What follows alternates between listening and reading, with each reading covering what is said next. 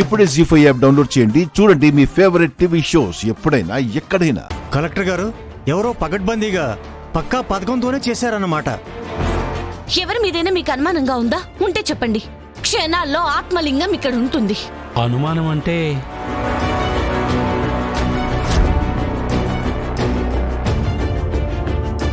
అమ్మా, నీ చెయ్యిలా చూపించు.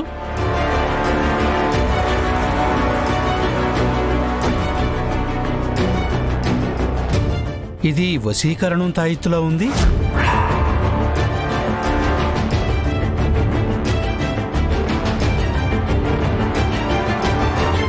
ఇది నాది కాదండి. నా చేతికి ఎలా వచ్చిందో నాకు తెలీదు.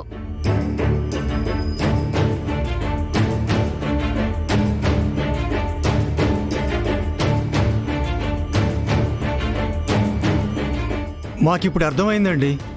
రాత్రి గుళ్ళో పడుకుంది మీరే కదా? అంటే మీ ఉద్దేశం?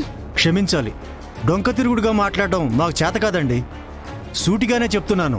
ఆత్మలింగానికున్న రక్ష దాటి దాన్ని తీయాలి అంటే వశీకరణ తాయితూనే వాడతారని మా అందరికీ తెలుసండి. ఆ ఆత్మలింగానికున్న మహిమ శక్తి తెలిసి మీకే దుర్బుద్ధి పుట్టి మీరే ఈవిడి చేత కాజేయించారు.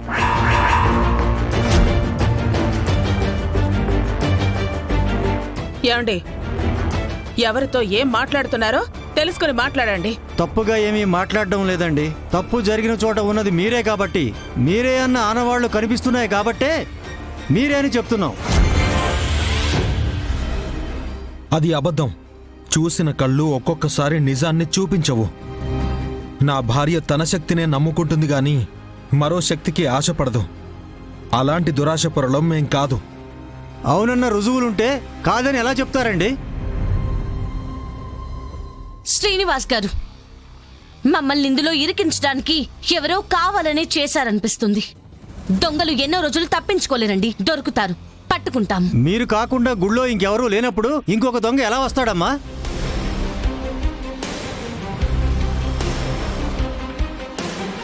ఎవరండి? ఇక్కడేం చేస్తున్నారు? శివభక్తుణ్ణి బాబు. శివ దర్శనానికి చాలా దూరం నుంచి వచ్చి అలసిపోయాను. ఉన్నాడు. మేం కాక మాతో పాటు ఇంకో మనిషి కూడా ఉన్నాడు. ఎవరండి? రాత్రి ఏదో అలికిడి వినిపిస్తే లేచానక్షరా. అపర్ణ అక్కడే నిలబడుంది. పిలిచాను గాని పలకలేదు. నేనే వెళ్ళి పట్టుకుంటే అప్పుడు తేరుకుని చూసింది. ఏంటి అని అడిగితే ఏమైంది చిన్నబావా అని నన్నే అడిగింది. తన ప్రాబ్లం వల్ల పరధ్యానంలో ఉందేమోనని వెళ్ళి పడుకోమన్నాను. వెళ్ళి పడుకుంది.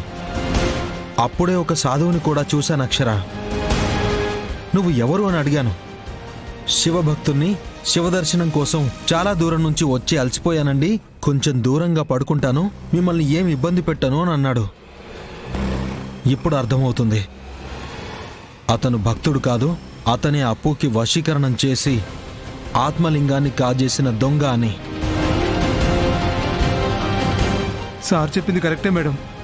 ఎవరో సాధువులో ఉన్న వ్యక్తే ఆ పొగొచ్చే ముందు మా వైపు వచ్చాడు.